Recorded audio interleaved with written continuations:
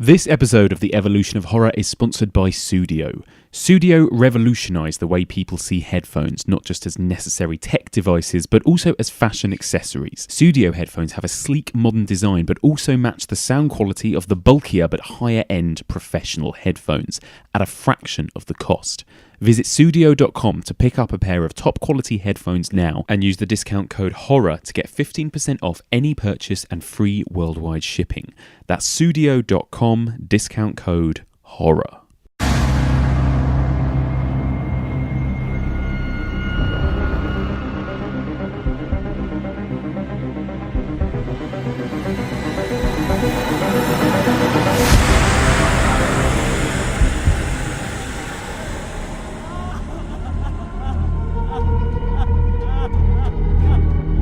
It's heartening to see so many strange new faces here today.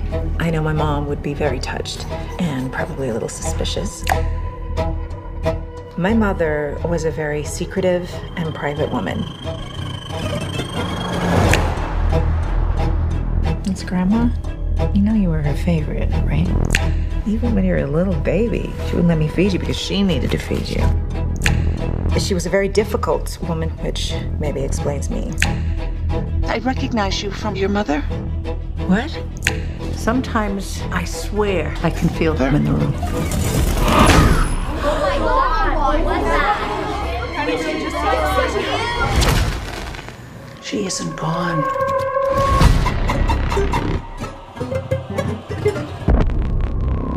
She had private rituals, private friends.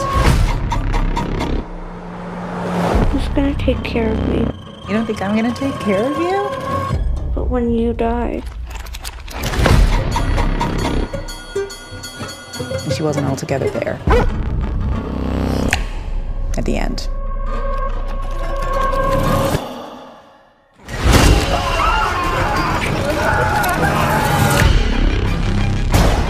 I don't like this. Dad, I don't like this. What's happening? Nina! Don't you ever raise your voice at me! I am your mother! Mom, what's happening?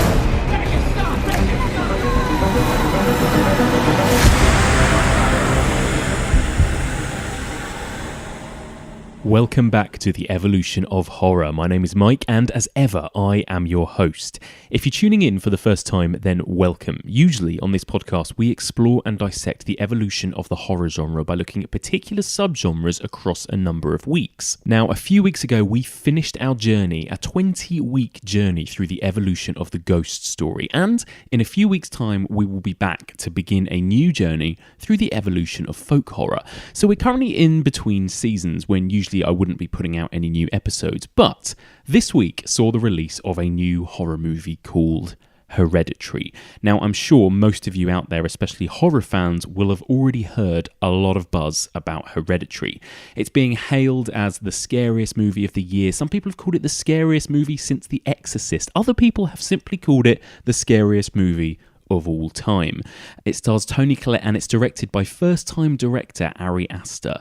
And again, just to give you a little indication of some of the buzz that it's getting, Peter Bradshaw from The Guardian gave it 5 stars. He said, "Hereditary tripled my heart rate, prickle massaged my scalp, cured my hiccups, and absolutely terrified me. It's the first time I've heard someone in an audience of hardened critics yelp the word fuck in 2 separate syllables."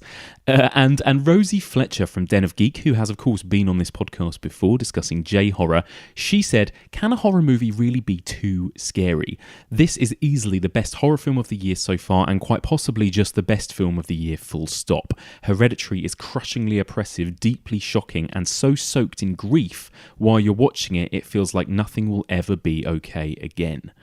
Wow, okay, so as you can tell, it's getting a lot of hype. And I got to see this a few weeks ago at an early press screening, and it has not left my thoughts. I've been dying to discuss it, so I thought I'd take this opportunity to discuss and review Hereditary. Now, I understand that a lot of people listening to this may not have yet seen it. It's only out this week in the UK. It came out last week in Australia, but it's very, very recent. It's very, very fresh. So we will be doing a spoiler-free review in the first section of this podcast where we won't give anything away. We'll just let you know whether or not we recommend it. And then we'll do a spoiler section in which we'll get into the nitty-gritty and try and dissect what the fuck it is about this movie that makes it so damn terrifying. So joining me to discuss Hereditary is somebody who's been on the podcast already a couple of times before, usually with her partner in crime, Olivia. She's a programmer at the BFI and she makes up one half of the Final Girls. It is the brilliant Anna Bogutskaya. So I sat down with Anna a few weeks ago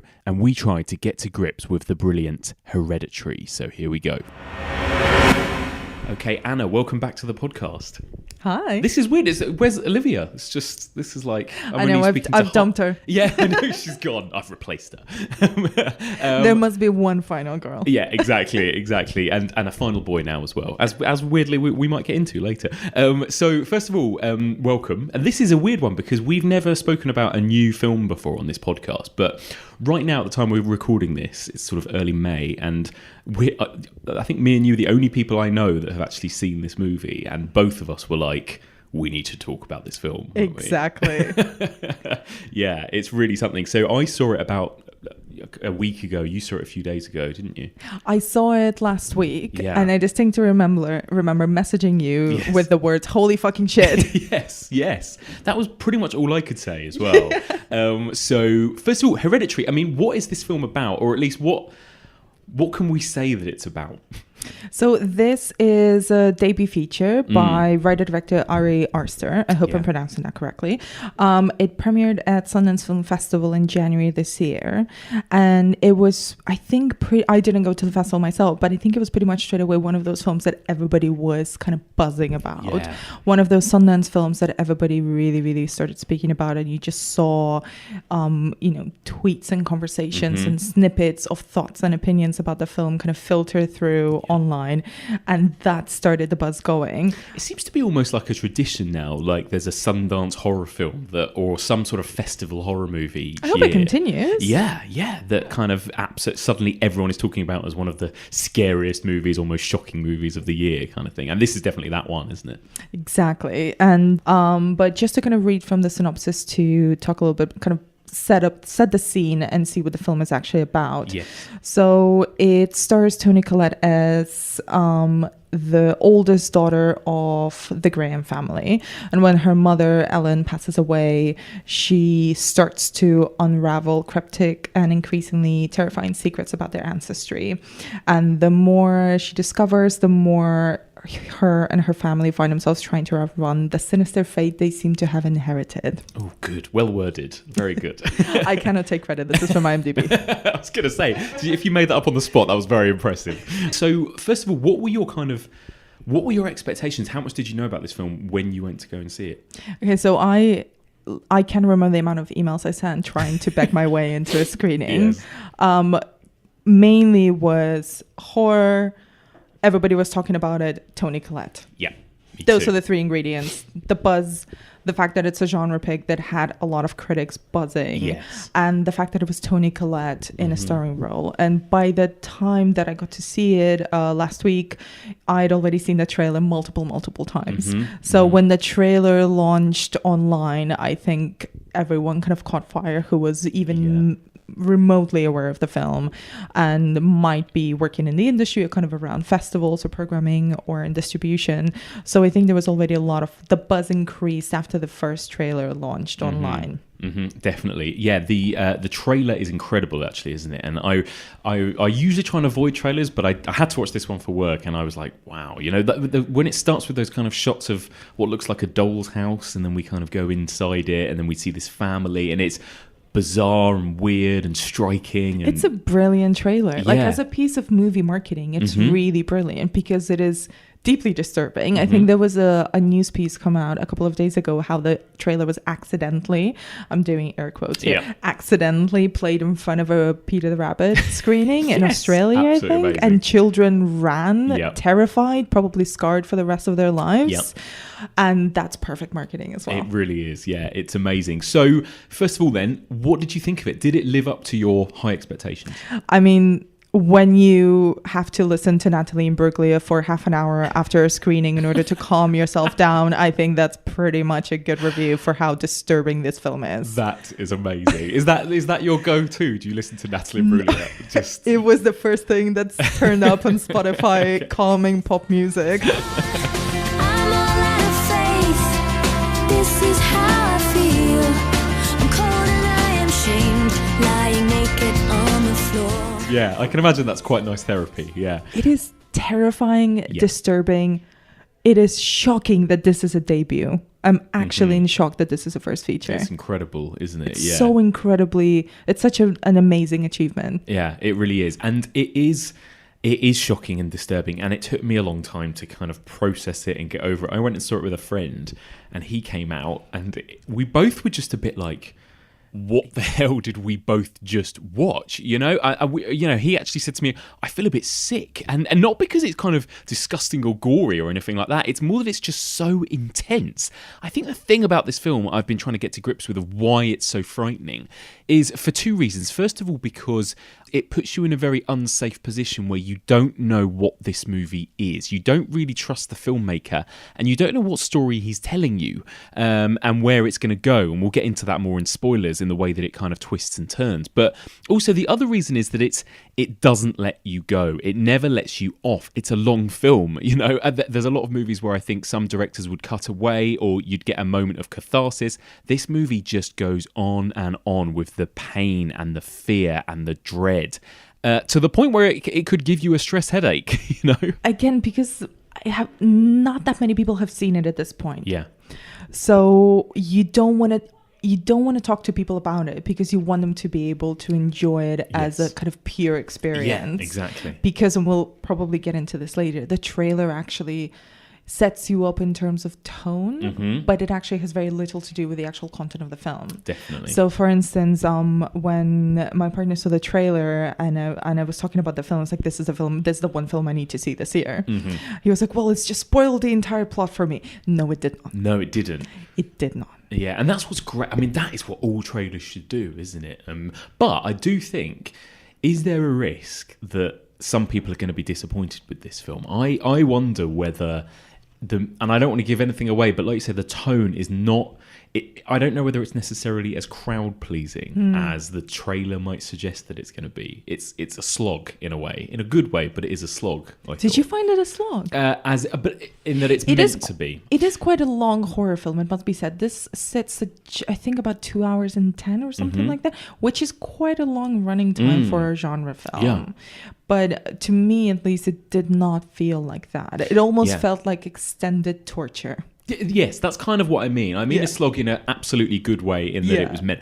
It reminded me of when I went to see something like Kill List, like Ben Wheatley's Kill List, where I'm just so it's kind of oppressive and scary but disturbing, and I don't really understand what's happening, and so, you know, like nightmarish. It's like that kind of an experience for me. It did feel like there were some images that were so disturbing in such subtle ways that they just clawed their way into your brain and under your skin. Yeah. And they still haven't let go. Yeah. And I can really realistically only compare it to something like The Shining. Totally. There's nothing super violent in any of the imagery, but there's something so insidious about it. Totally. It's so, and you don't mean insidious as in the film. I do not. There's nothing insidious about it in that way. It couldn't be more different. And that's the thing I think I'm getting at. Like, I think it's not, you know, A Quiet Place is, you know, so crowd pleasing.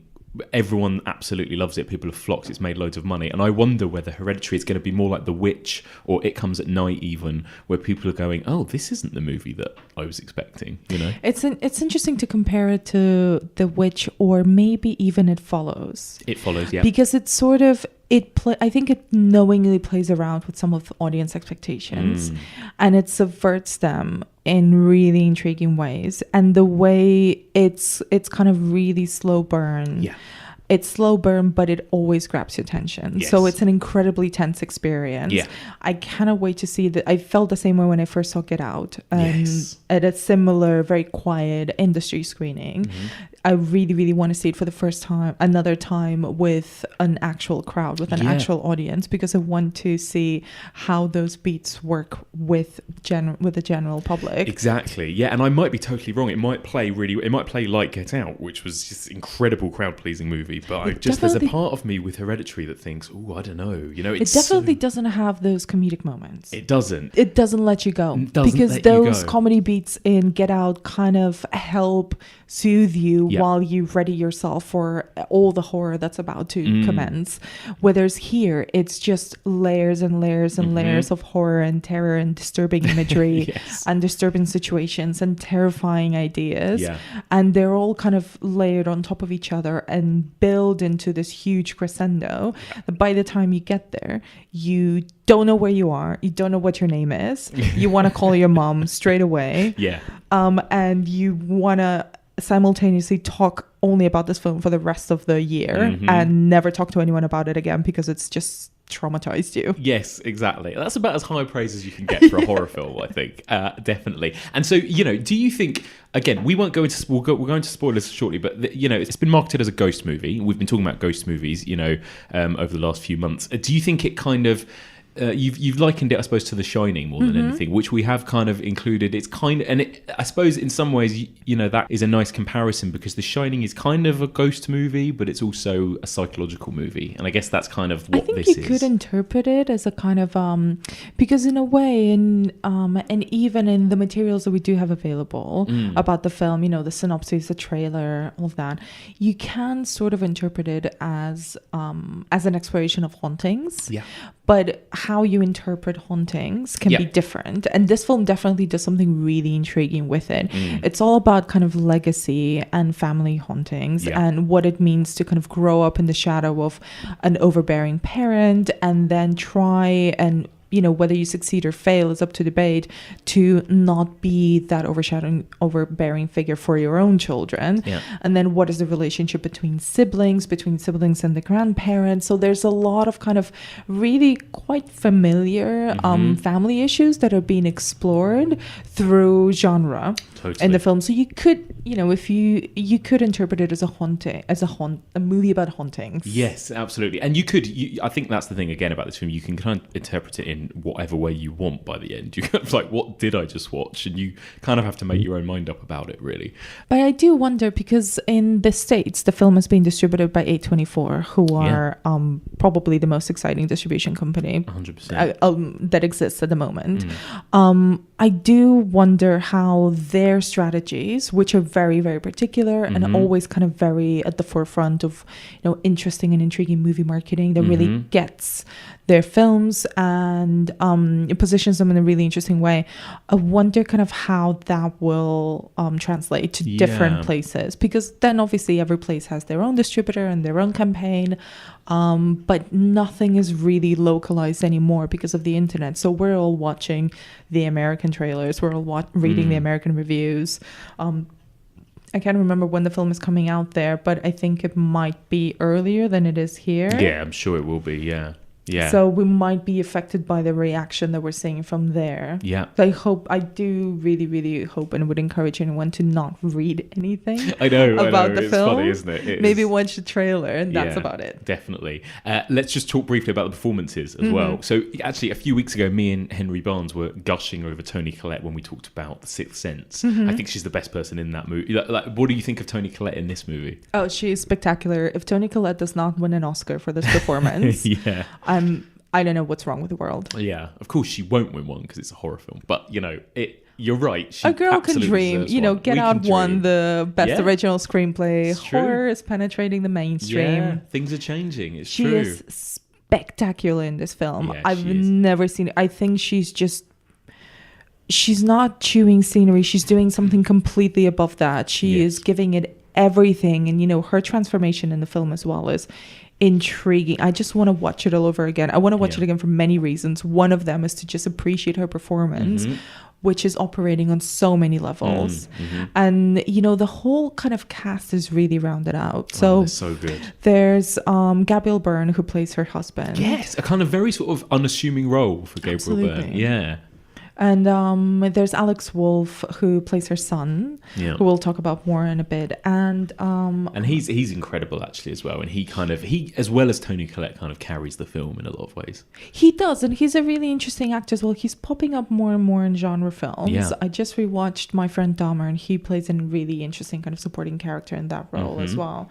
And the role of the really kind of interesting looking little girl who is the younger daughter of Toni Collette's character is played by Millie Shapiro, who's actually a Broadway star. Is she? She's massive in the States. Amazing. Yeah, and I think I don't think she's been in a lot of films, so this might be her first major film breakthrough. I think this will be a breakthrough for her, won't it? I mean, people will see, if you've seen the trailer, you'll have seen this little girl already, and she's incredible. She is magnetic. I think it's kind of comparable to Haley Joel Osment in The Sixth Sense, which makes a lot of, it makes a lot of, no pun intended, sense. Yes. The comparison, but also even in the trailer, she has these little mannerisms and things. The clicking she does with her mouth is terrifying now once you've seen the film, but it's those kind of little moments that make her really, really recognizable instantly in the film and in kind of all of the campaign that's been put around it. And it's that perfect balance, again, something we've talked about a lot with ghost movies. There is obviously a real pattern with creepy kids, or are they creepy or are they innocent? And,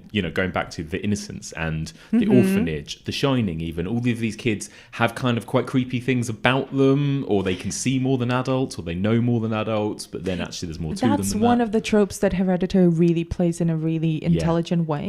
Because it is, we'll get to that in spoilers. Yes. But it is presenting as this character, this young girl, Charlie, as the creepy kid that you should be afraid of. She's got something weird going on. Everything is on her. Look at her. And it's kind of really smartly using that as a diversion for a lot of other elements in the film. Not to say that she isn't creepy, but it's really, really intriguing how it uses that trope, because you're right, creepy kid. Well, kids are creepy in general. Kids are creepy, especially in horror films. Always. Brilliant. And actually, the other performance, I'm a big fan of Anne Dowd, the actress, who is just, I just love her, and The Handmaid's Tale and The Leftovers and everything. And I'm so glad that she is finally kind of breaking through. It feels like, and again, she's magnificent. She plays a really, really interesting role. There's also, just to note, and this is interesting because she actually never appears in the film kind of alive. So the whole film starts off with the obituary and the funeral of the matriarch of the family. So this is Annie Graham, who's Toni Collette's character. Her mother has just passed away, and nothing really kind of big tragedy around it. She passed away, old age, had dementia, so she went, and everything kicks off at that point. But this presence, the presence of her mother, is constant throughout the film, and it will play a big role kind of in further plot developments. But the fact that this kind of character is always there, always looming around, but we never actually see a performance out of the actress who embodies her. Just need to look up her name, because she's brilliant. It's just photographs, and and like you say, there's the bedroom of hers that's never touched, and it's just this lingering presence. It's almost like a really interesting throwback to films like Rebecca, where the kind of eponymous Rebecca never really shows up except in a painting, but you can feel her ghost or her presence or her influence throughout the plot and on all the characters. Or in The Uninvited as well. There's also the painting, and there's kind of the ghostly apparitions, but this massive influence of this one woman is felt, and she's constantly talked about, and kind of the invisible driver of the plot. Definitely. But we never actually see her. I find that really interesting. Again, one of the really smart ways that Hereditary plays around with classic horror elements. Exactly. And yet is completely surprising and unexpected. Okay, well, anything else you want to mention before, or should we just dive into... I think we need to dive into spoilers, because I can't play around the actual plot. It's too much tiptoeing around. But basically, it's worth seeing, and it's worth seeing on the big screen. Definitely worth seeing. It's worth seeing on a big screen. I think it's 100% worth seeing it with the crowd, because I think it's the best thing about watching horror in cinema is the infectious element of it. Yeah.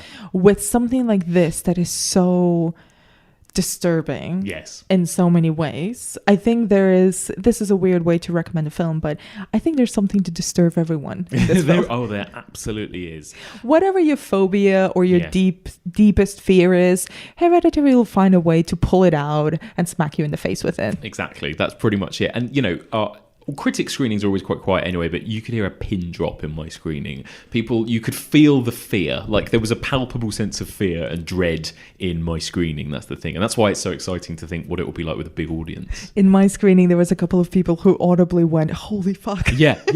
I think I was one of those people in my screening. Yeah. Wonderful. Okay, well, let's get into it then. Let's go. So this is, from this point onwards, we'll be talking full spoilers for Hereditary.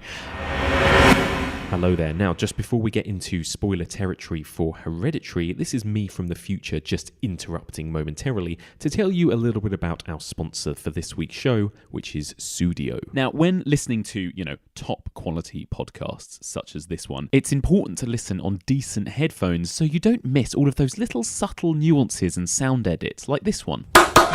And I know, as an avid podcast listener as well as editor, just how important it is to get good headphones when listening to audio content. Currently, it seems like the headphone market can offer you one of two things. Either you can get the kind of sleek, stylish ones that may not have actually brilliant sound quality, or you can get the more high-end, top-quality headphones, but they tend to not look as good. They might be bulky studio-style headphones that aren't always going to be the most comfortable and easy to carry around with you.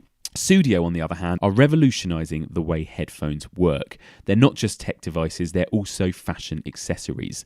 While emphasising their modern Scandinavian design, they also provide a product that matches the quality of even the highest rated headphones on the market, but for a fraction of the cost. I'm actually wearing my pair of Sudio Bluetooth headphones right now, and they are great. They're also noise cancelling, which is really nice, so I can't hear anything else going on around me.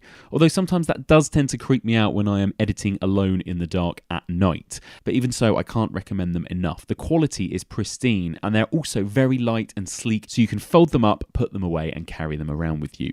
So Sudio are offering listeners of this podcast a chance to get 15% off any purchase, any pair of headphones that they have to offer. You can just visit sudio.com, that's sudio.com, and enter the word horror as a promo code, and that will give you 15% off any pair. And you'll also get free worldwide shipping wherever you are in the world. That's sudio.com, promo code horror. Now, back to our spoilerific chat for Hereditary. Okay, so I suppose the first real what the fuck moment happens about a third of the way in. And this is what I'm talking about, where I think that the movie is unsafe in a way that you have no idea what you're sitting through. And I can only imagine it's what audiences felt like when they went to see Janet Leigh in Psycho, because we are all led to believe that this is going to be a movie about this little girl. And she very violently is decapitated in front of our very eyes, sort of partway into the movie. It's pretty shocking. This was one of the holy shit moments in my screening, because for anyone that's kind of coming out of seeing this film, this is one of the first shocking moments where shit starts to get real. Yeah. And basically the older brother, played by Alex Wolff, who's Peter, is driving back from a party, and his little sister Charlie, who's allergic to nuts, has accidentally had a piece of chocolate cake while he was getting high upstairs with some girls. She started getting an allergic attack. He tried to drive really quickly back to their house or the hospital. She was why am I describing this? Oh god, it's so horrible. She was they got into an accident, and she was accidentally decapitated by a lamppost. Now that's horrible. Yeah. But the most terrifying thing about that scene, and we've spoken about this, is Peter's reaction. Peter drives back to his house really calmly with the body of his sister in the car, goes back up to his room, lays down, and waits. Oh. And then like the hair on my arms is starting up just talking about it now. And we wait in there with him, and then you only hear, like he does, the reaction of the parents as they discover the decapitated body of their daughter just lying in the car the next morning, and it is truly horrific. Everything about that scene is just absolutely horrific. The way that it's built up, you the way that okay, first of all, she's in danger because of the allergy, and then it's kind of nothing to do with the allergy, and again, you kind of think, with a lot of directors, a moment like that, it might have just been a complete shock in terms of, she's absolutely fine, and then some big accident happens, and that's it. Whereas this felt slow, and every single moment of it is played out. And you're just so not ready for his reaction as well. You expect tears, you expect him to call the police, to call his parents, but the fact that he just goes back and doesn't say anything, and you wait with him for that moment where the world finds out, and his mother in particular, that scream, it's a fundamental kind of primal scream that comes out of a mother who's just realized she's just lost her child, and it goes on for so long. It's brutal. It is it's absolutely, and it's even that is like, it takes a few seconds of realization before you get that scream. It's like you hear her open the door, you hear this kind of like what the fuck moment first before that it kicks in. Everything just takes its time with that whole thing. It's really horrible. And then we get this sort of just cut to the head covered in flies lying in the road, and you're just like, holy fuck, absolutely. And it's brutal. so interesting the way this film induces terror without actually showing us too much, because this is really, I want to say, almost the first moment that we get any sort of on-screen violence or anything remotely gory, and this is not a gory film, not at all. So this in itself is a shock, because everything else has been really slow, really, with hints of some supernatural thing, with kind of hints of danger, with Charlie being the focus as kind of a kid that's a bit weird, so you kind of expect her to develop into a creepy serial killer child, but then she's gone. So you're completely off center. You're off balance. What the hell's going to happen next? It's like Psycho, isn't it? It's like that moment where you just like, you suddenly, the first act, it's completely hit you over the head with a sledgehammer, and you're like, and the what fact the hell? that there wasn't any jump scares or any other violence means that those two shots of really, really graphic violence are so quick, so shocking. They shock you to the core, because you just were not ready for something like that to happen. And at that's that the point. thing. And you are, the audience is like the Son. We are just like frozen. Everyone was just like frozen in silence at that moment. And just how horrific it is. I think there's, that's always going to be a taboo. I think, seeing a child die in a movie, especially one as graphic as that, and the child that we kind of, like you say, we think is our sort of protagonist. It's very weird. I mean, when I went into this movie, I thought that this was going to be a movie about a grandmother dying, maybe haunting the house, maybe possessing the daughter, and maybe the daughter will somehow turn into like an evil version of the grandmother or something like that. Exactly. That's what the film kind of sets itself up to be from the trailer, doesn't it? But then actually, what is this film? That's the thing. We're suddenly thrown into the unknown. We're deeply, deeply uncomfortable and upset by this child dying. And then we are just forced to kind of live through this grief of this family that have only just gotten over the death of the matriarch of the grandmother, suddenly have to deal with the entirely different kind of grief that you deal with when you lose a child. And that's weirdly, it feels like quite a bold thing for a horror movie to deal with, which is strange, really. But grief and dealing with death is such a huge, uncomfortable chunk of this movie. I think you're right. The grief it was already a focus, and that, I think, I'd say that now thinking back about the film and kind of talking about it, you can almost kind of see three very, very clear moments to it. So the first one is very much about Toni Collette kind of Annie dealing with her mother's passing and her legacy, and grieving her, even though she very clearly says that she never had a really good relationship with her. So there was always that tension. And then it's her grieving her child. Yes, it's the two different types of grief and how different they are from each other. And it's her, and it's interesting you mentioned Anne Dowd's character before. So she meets that character when she goes to a sort of a support group for people who have lost family members. And first she goes there because of her mom, and that's where she kind of starts to vocalize the very difficult relationship they had, which is fascinating in itself, because you so rarely see not just in general, but particularly women, vocalize tense or difficult relationships with mothers. Yes. And how much more difficult that is because she's now passed away. So she wants to mourn her, but she can't reconcile their relationship, and she still has a lot of anger towards her, but obviously she misses her. Yeah. And then that kind of becomes a whole nother layer of exploration of grief when she's grieving her child. Yeah. And also when Charlie was accidentally, even if it's completely accidental, kind of maybe killed by her other child. Yes. And again, that is then fascinating, the kind of relationship between her and the son as it goes on as well. But yeah, you know, it's true. And I found it so interesting and shocking as well when she goes to this support group and she kind of spills her heart out in the end about everything that's happened in her family history, about not just losing her mother but losing other family members too. And I can't remember exactly what it was now and who sort of suffers with what, but she talks about somebody who had schizophrenia, somebody else who died under quite tragic circumstances. And this is where it starts to plant the seed of, okay, is this actually a film about a history of mental illness in her family, and is there actually going to be something wrong with Toni Collette's character?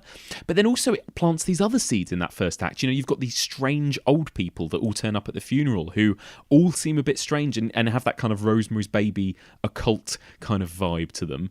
And then there's also the kind of supernatural element that is hinted at. You know, when the mother has gone, you know, sometimes we still see glimpses of her in her bedroom in the dark, and it's got that kind of haunted house thing. So you're set up to think, okay, what is this movie?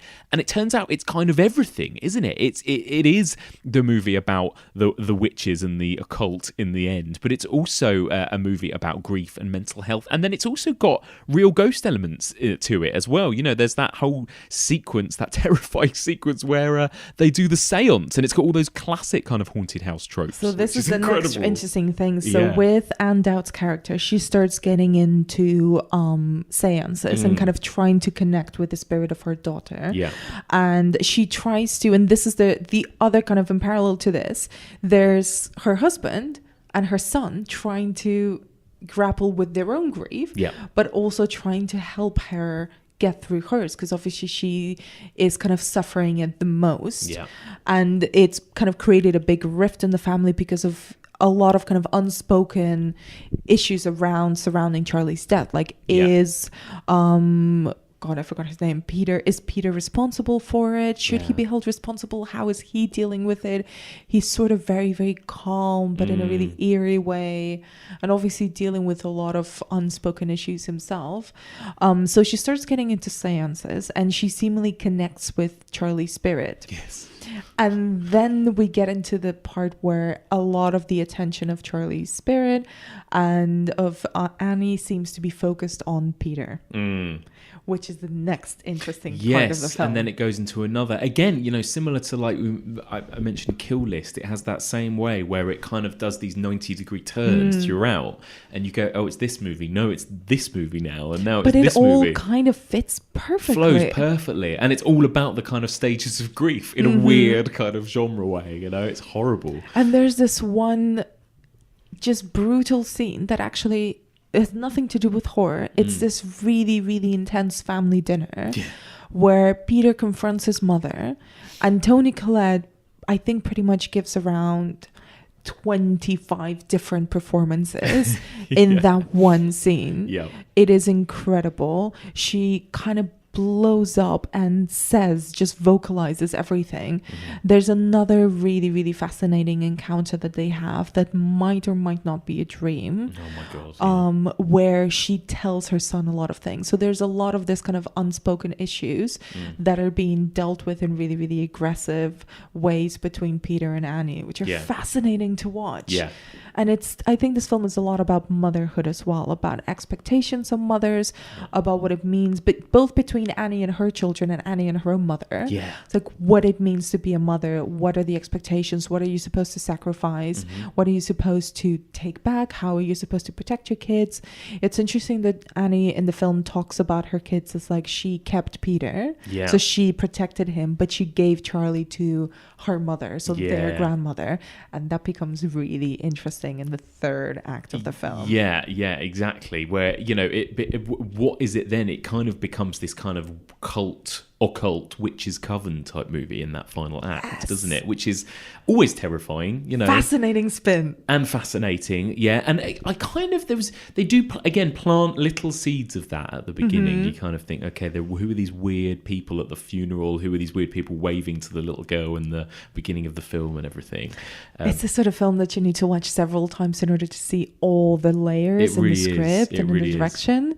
Because the twist towards the occult and to it being we were talking before that I think there's a small but significant trend now in genre of the secret witch film. Yes, which is fascinating. Yeah. Yes. And I wonder why they're not being, maybe because to make it a more enjoyable ride for the audience, maybe because maybe witches are not as marketable as other supernatural elements. It's interesting. I wonder why that is. You know, even the witch...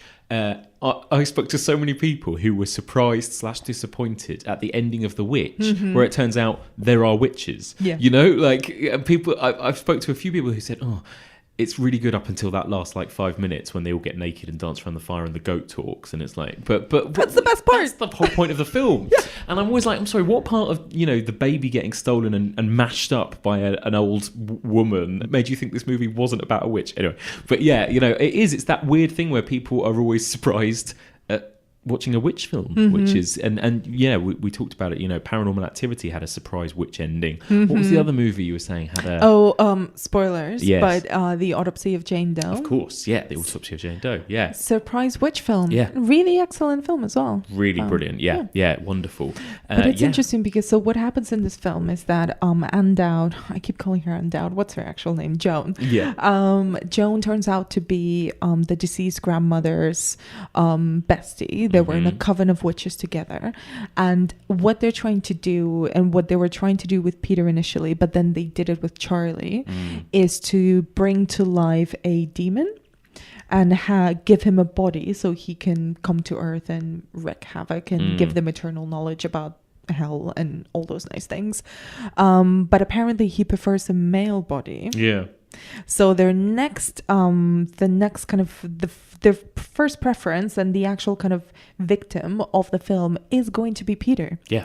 Which I find is really fascinating because he effectively is the final boy of the film. Yeah, he is. He's the one that's being kind of targeted and persecuted, and everybody's trying to get him, and nobody really believes him. Yes, exactly. When he tries to show just how terrified he is, that something weird is going on, that he can't trust his mom, that there's something weird going on, that he's hearing the same clucking noises that Charlie used to make, which is just incredible. Incredible. I know. Incredible. Yeah, I mean, we need to talk about some of these truly terrifying moments in the film. I mean, it got me from even, you know, what I loved about it was that it did mostly hold back on jump scares and that kind of thing. It did. You know, there's that first moment when I remember when Toni Collette's character, she turns off the bedroom light and she sees her mother just stood there in the dark. And there are so many moments like that where someone would just be in the background of frame, or those moments where it's like you suddenly sort of go, is there somebody there? Oh fuck, there is somebody there. The most terrifying, and this is one of the images that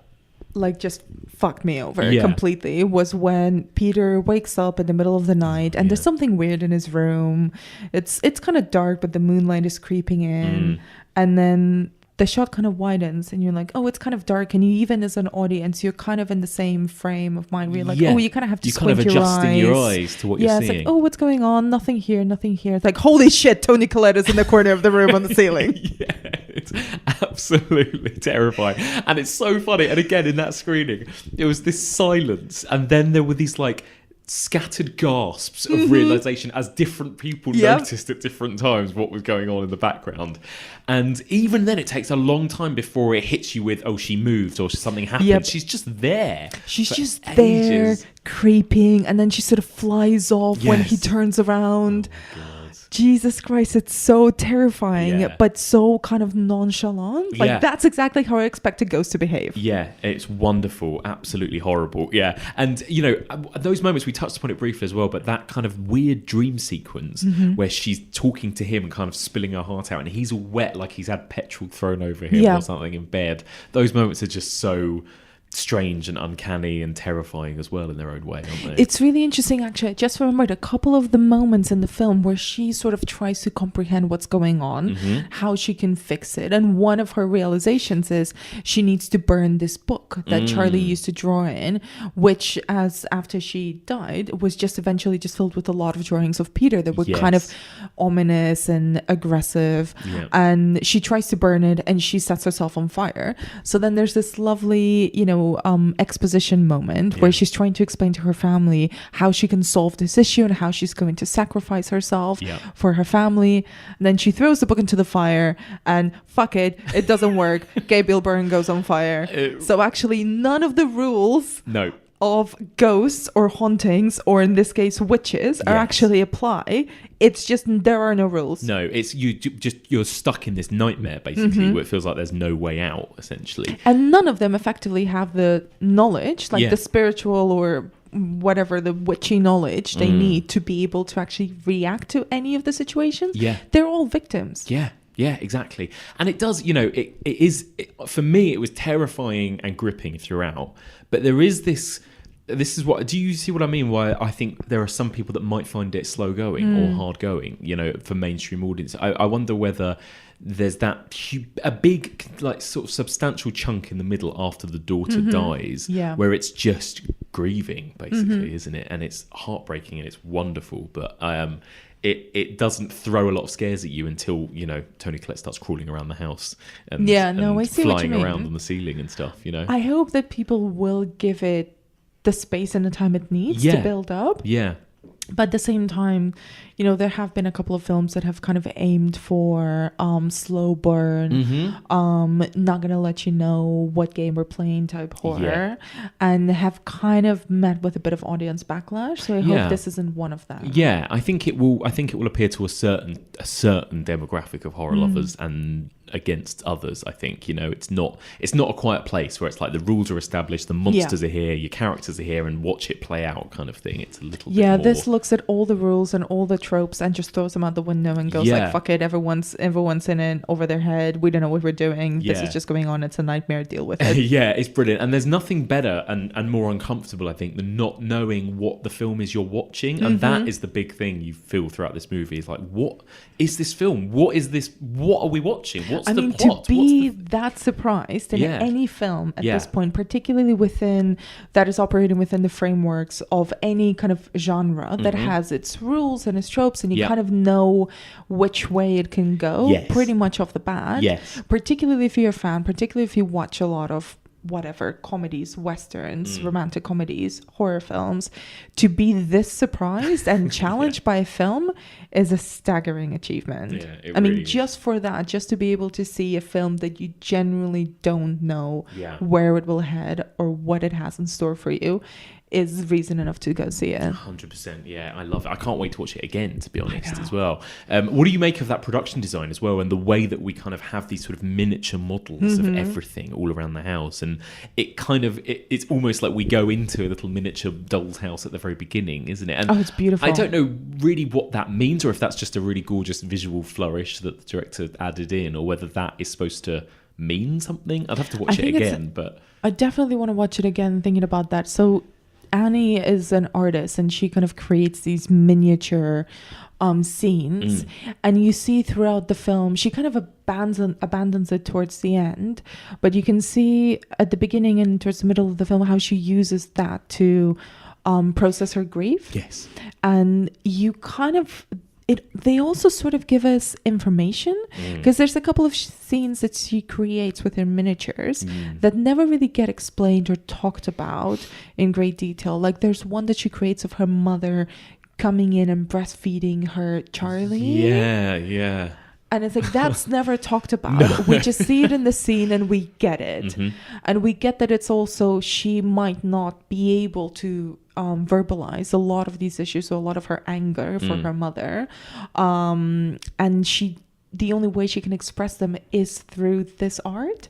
She also does that when she's trying to process Charlie's death, and she creates the scene of her death, and it's kind of, it's really sad, but it also is disturbing. And no one around her, no one around her really allows her the space to actually work through it on her own terms. Yeah. There's sort of appropriate ways to deal with grief and inappropriate ways. Yeah. And she's trying to deal with it in an inappropriate way. Exactly that. Yeah, exactly. And we talked about this a lot recently with movies like The Babadook and Under the Shadow, and these kind of mothers who aren't behaving the way that mothers ought, you know, unconventional, who are, you know, either not grieving in the way they should, or not behaving as the way a mother should, or wanting to put other things first before their child, or whatever else. And that always makes for quite a fascinating horror film for some reason as well, because it's almost 100%. like it gives you that argument of, are they being punished for this, basically? Yeah, which is... I mean, it's such an interesting film on so many levels. It's really fascinating to see, once again, a film that has kind of women at the center. Yeah. And actually, yes, it is a horror film. Yes, it's incredibly disturbing and really, really works on so many levels. But then it's also really touching on some taboo subjects. Yeah. Like exactly what you were saying. It's like, what are mothers supposed to be? Yeah. What are families supposed to be? What's grief supposed to look like? How are you supposed to deal with these things? How do you talk about these things? It's really taboo. Yeah, it is. And it's the way that she grieves over both is kind of taboo in different ways, because she kind of sees not that fussed about her mum dying, is she really? Or at least that's what she portrays, you know. She's a little bit like, you know. And then again, like you say, the polar opposite, like so raw and bearing all, to the point where everyone else, they don't want to be around it almost, you know, like that kind of grieving. Yeah. We haven't really spoken about the husband, but it's he's interested in how he tries to protect her, but also let her have her space. Yeah. But also he's not being stupid. He realizes everything that's going on. I think he's really interesting that he's trying to let her do what she needs to do to get past it. Yes. Yeah, definitely. And it went places I wasn't expecting, in that it never kind of pulls the, oh, she's the hysterical woman that no one believes kind of thing. It's like, I want to show you how I can channel the spirit of my daughter. And then she just does it. Yeah. And the voice comes out. And again, it's Toni Collette being absolutely incredible and terrifying in that moment. And then there's that other moment when she's like, there's a body in the attic, and he doesn't believe her. And there's a lot of movies where that would happen and you think, okay, he's going to go upstairs and it's going to be gone or something. But it's all there. But she it's all actually there. has proof. Yeah, and everything keeps happening not the way you expect, and it just progresses quite methodically, even though it kind of goes through all these twists and turns. It's crazy. It's just so, I mean, I'm just waiting for someone to do a video essay on how... This film very, very smartly subverts a lot of tropes without really making a big fuss of it. Yeah, definitely. And you keep thinking you know what's about to happen next, and then for me, I just kept going, holy fuck, you know, every few minutes. It's really exactly, and that's so great. It's the sort of film that it hits you over the head with a hammer, and then you just need to talk about it. You almost need to process it. You do. Like it's been an attack on yourself. Like grief. You need to process it like grief. That is what I felt like walking out of there. Like I was like not just scared, but like genuinely kind of like, oh my God, I just need a drink, you know, like. Exactly. Yeah. And I saw it first thing in the morning as well. So I was fucked for the rest of the day. Yeah. But also I'm grieving the death of horror cinema, because I'm dying to see what can be done to top Hereditary. Yeah, absolutely. And let's just briefly talk about that ending. Did you think it went too far or too over the top, or did it work for you? You know, when they all go up into the tree house. Oh, it worked for me. Me too. Oh, terrified me. That kind of shit terrifies me. Oh my God, it was... Anna's just put her head in her hands now. She's lost for I need words. a moment. Because it is a secret witch film, but you kind of, you know, you get all these revelations thick and fast, but then we don't really have that exposition moment where we're explaining, oh, this is what they're trying to do, these are the people. We get that a bit visually, which is really smart, but also then when we get to the point, it's actually everyone's is gonna die because they're just too powerful. They've gotten away with it years before you even realize what was actually going on. And this scene at the end where they're all kind of bowing to this god or, you know, this devil or demon that they're trying to make kind of bring into our sphere, Yeah. whatever you want to call it, Yeah. and help him kind of possess Peter's body so he can be alive, Mm. is terrifying, particularly because he centers everything is on Alex Wolff's face. Mm-hmm. You just see his face, you hear the sounds around him, you see this really disturbing scenario in his sister's treehouse, and there's the body of his grandmother headless. Yes, you've got these headless bodies kind of knelt over. His mother, who's just been possessed and killed herself and Yeah. chopped her own head off, and is there as well, Yeah. headless, praying to this demon god. And there's this demon god kind of whatever you call it. What is it, like a statue? It's like a shrine, like an altar type thing, isn't it? With Yeah. his sister's head on there. And again, with a do you know what it crown. looked like to me was the pigeon head as well, the Yeah. thing that she cuts off. Yes. You know, that's what it reminded me of, the way it Totally. looked.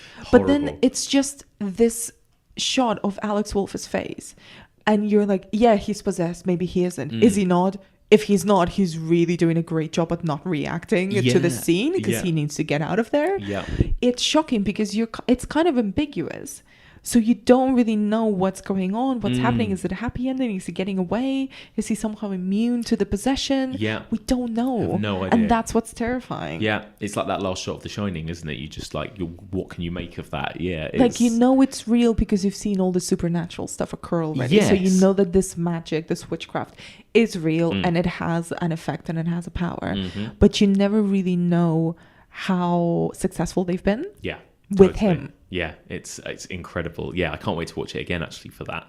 And finally, I just want to ask you as well about the title. I mean, why is it called Hereditary, do you think? Is this a movie about, like, something being passed down through generations? You know, like we said at the beginning, it suggests, and she talks about how a lot of members of her family have experienced loss or grief or mental health problems or whatever it might be. Is that what the title is? Or is it about a demonic, demon being passed down through generations? Is it, we just take it at face value that that's kind of what it's about? I mean, I think it can be everything. Yeah. I'm more inclined to interpret it as kind of like what you mentioned is this family legacy that cannot be escaped. Like Toni Collette's character Annie cannot, and same as with her children, they cannot escape the legacy of their family. Yeah. Be that their grandmother was the queen of a witch coven. yes, and that's it. Yeah. And is trying to bring to life a demon god.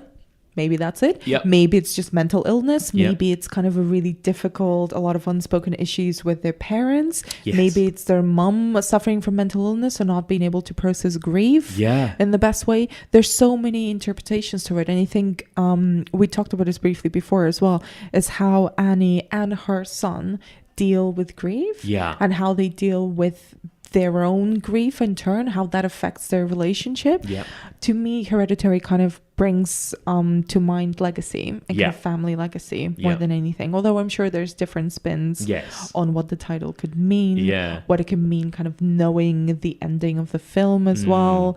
But I think the fact that it's ambiguous is what works. Yeah, it's so wonderful. We didn't even talk about the fact that there's that whole other backstory to the fact that Annie slept walk and tried to burn her kids to death, woke up Yes. having covered them in petrol and holding a match. And you just think, so there is so much going on from the beginning of the film before anything's even happened yet, where you think there's some weird fucked up shit going on with this family already. Again, brings to mind The Shining, where it's like, oh, okay, you hear this backstory about how he accidentally hit Danny once and all that kind of thing. It has all of that. They've got this kind of baggage, all of them. I mean, don't they? that's the really kind of actually dramatic power of the performances and Yeah. how the script is layered as well, is that they're mentioned, but they're mentioned in a way that you mention, troubling family history. Nobody's ever going to speak about it out loud. Yes. It's just going to come up when the tensions are really, really high. Yes. It's going to come up as sort of really, as reminders of things that were fucked up in the past that have Yes. never really gone away because nobody's really dealt with them. Yes. That's kind of also part of the really troubling legacy that might be, one of the points of the title. Definitely. And the only other moment for me that stood out, that terrified me, was the moment when the son is in the classroom and gets kind of possessed by his sister. God, And yeah. his face kind of And deforms his and hand transforms. kind of Yes. goes weird. His God. wrist kind of goes limp and his hand goes up in the air. And again, it's just so weird and uncanny. And what the hell am I looking at? Horrible. But Really also horrible. just enough, just kind of believable enough that you can explain it away. Definitely. You can always say, oh, it's a random allergic reaction. Yes. Oh, it's a fit. Yes. Something. So not necessarily everybody would see it as a possession or a haunting.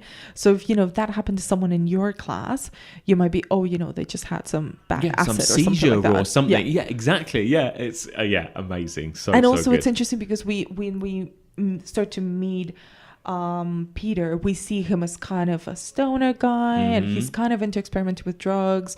So you can almost imagine the vibe around his class to be like, oh, he's just on a bad trip and something weird is happening. He's having an allergic reaction to which some kind of happens to him at one point, doesn't it? Yeah. Or is he being possessed by his dead sister, who's actually a demon god? Yeah. And it's so interesting as well, like going back to what you said about how the fact that he's kind of a final boy, and that again, there's that lesson of, well, he went to a party, he did drugs, and then he got punished for it. It's that same old classic rule, isn't it? Exactly. And also I found it was so kind of refreshing to see like a young man to be kind of the one who's terrified all the time. Yes. He's terrified, he's crying, he's like literally grabbing onto his parents, going like, get me out of here, what is going on? Character, isn't yes. he? Yeah. 100%. And it's so rare that I would fully expect that character to be like a young teenage girl, as opposed to a teenage boy. Yeah. Amazing.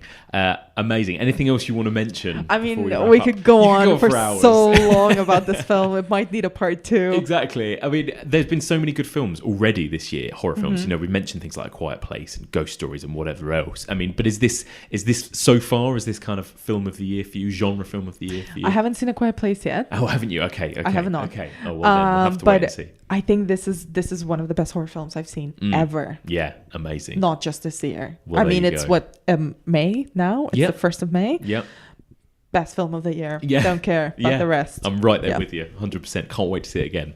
Amazing. Anna, thank you so much for joining me for this. It's been really fun.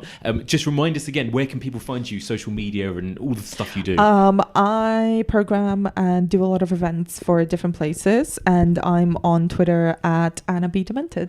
Amazing. Cool. Thank you so much. And there we have it. Thank you so much for listening, and a huge thank you to my guest for this week, Anna from The Final Girls. Don't forget, if you want to find out what Anna's up to at the moment or find out what events The Final Girls have got coming up, please do check them out on social media. All of their details will be listed in the show notes. Thank you so much for listening. Now, please do send in your thoughts. Let us know what you thought. Have you seen Hereditary yet? I'd love to hear your reviews. Is it as terrifying as everyone makes out, in your opinion, or is it a little overrated? Get in touch. The email address is evolutionofhorror@gmail.com. You can find us on Twitter @evolutionpod or on Facebook. That's facebook.com/evolutionofhorror. There is also a discussion group in which you can discuss Hereditary and any other horror movie with like-minded fellow listeners. Come and join that, the Evolution of Horror discussion group that can be found on Facebook. And don't forget, you can find us on all major podcast platforms, including iTunes. There you will find an entire series dedicated to the evolution of the slasher movie, everything from Psycho and Peeping Tom in 1960 through to It Follows in 2014, and a whole 20-part series on the evolution of the ghost story, from William Castle movies of the 1950s all the way through to Andy Nyman's Ghost Stories in 2018. And if you get a chance, if you enjoy the podcast, please do drop me a little rating or review, preferably a 5-star one. You can do that either on iTunes, or if you don't use iTunes, then leave the review on the Facebook page. That would be great. It gives the podcast a boost and helps us get discovered by new listeners, which is very important, especially right now while we're in a bit of a gap between series. So that's it for now, but the Evolution of Horror will return in the next few weeks, where we begin our journey through the evolution of folk horror. Very, very exciting. So join me again soon for all of this and more on the Evolution of Horror.